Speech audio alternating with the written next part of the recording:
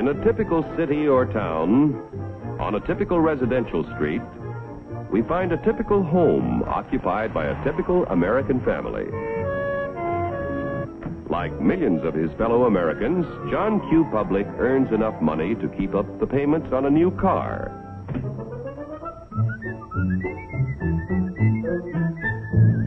He takes great pride in owning a fine, new, long-term mortgaged home that was built to last a lifetime.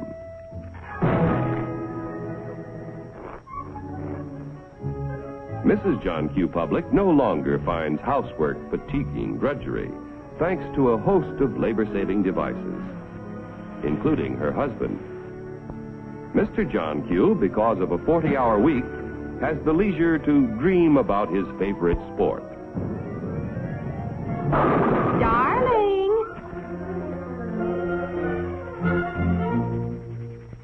Oftentimes, in a secluded corner of his private den, John Q. reflects on some of the better things he has done with his life. Insurance to protect his family if he is called before his time. Money in a savings account for emergencies, for summer vacations, and to help put John Q. Jr. through college.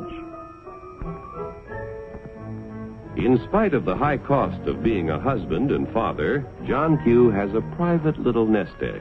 His practical nature tells him it ought to do more than collect moths. Let's see, where did I put this thing? I know it's...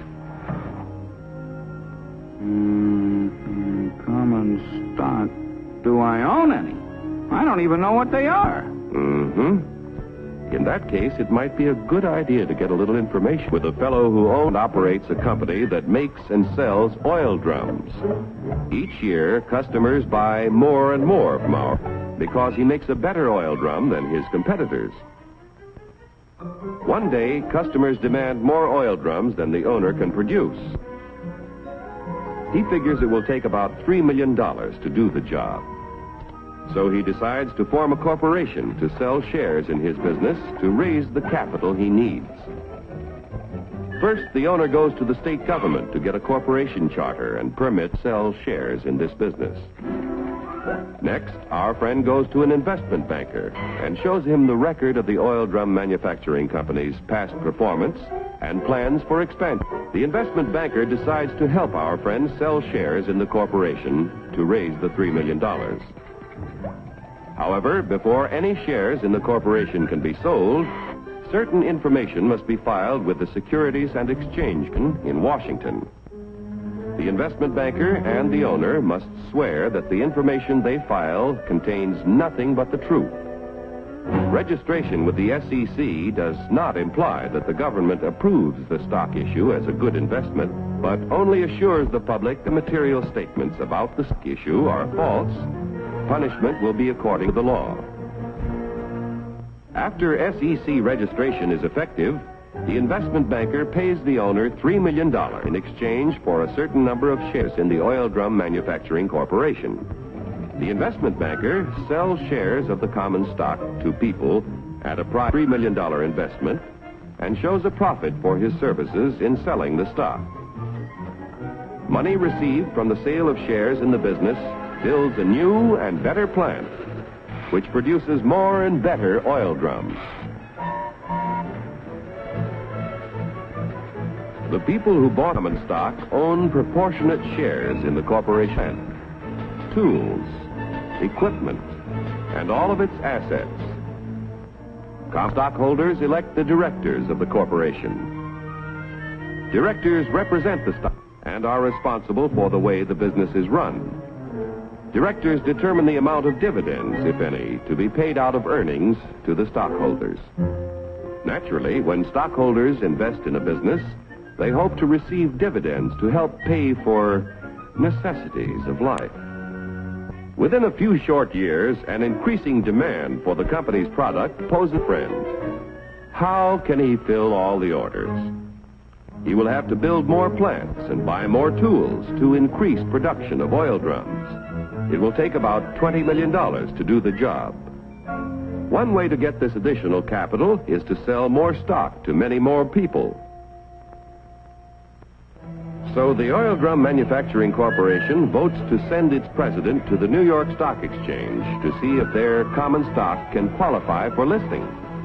The corporation wants to list its securities on the exchange so that the additional stock they need to sell will be more attractive to investors all over the nation. Securities listed on the New York Stock Exchange can be sold for cash any time in this national marketplace. Each year, inquire about listing their securities, but only those which can pass a thorough examination as to their financial health are accepted. Calling the president of the Oil Drum Manufacturing Corporation. Calling the president of the Oil Drum Manufacturing Corporation. Report to Examination Room B. Attention all members of the Stock List Department. Report to Examination Room B. The Stock List Department examines the qualifications of corporations to be listed on the New York Stock Exchange.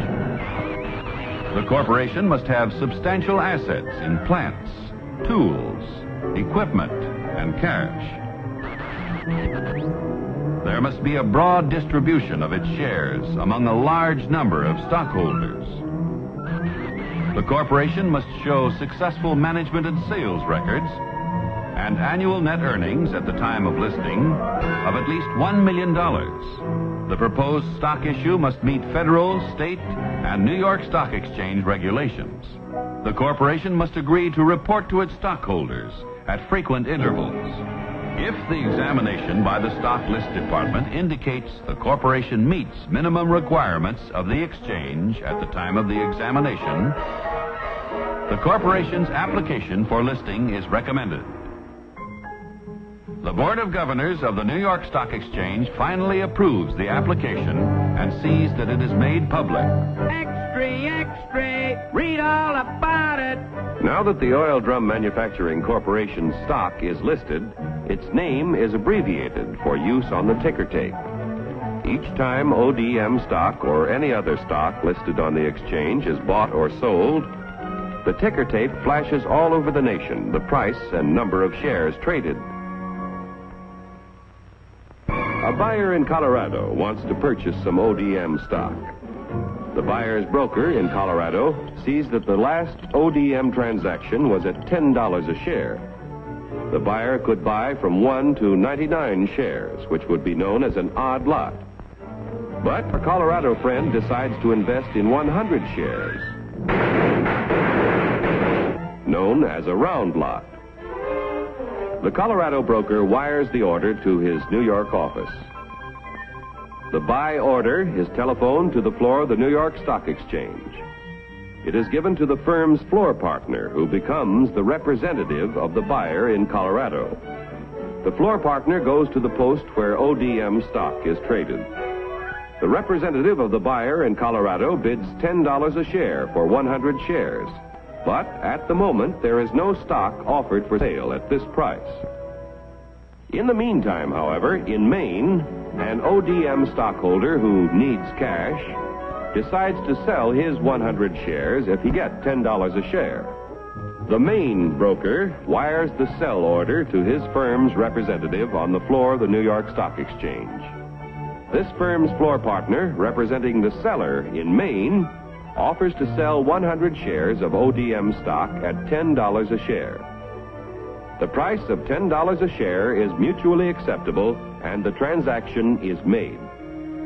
Like the cowboy in Colorado and the fisherman in Maine, investors all over the country use the facilities of brokers who are members of the New York Stock Exchange whenever they want to buy or sell stock of companies listed on this national market. Yesterday's savings financed the miraculous growth of our railroads, automobiles, airplanes, farm machinery, communications, electric light and power, textiles, and countless other industries contributing to a more enjoyable life.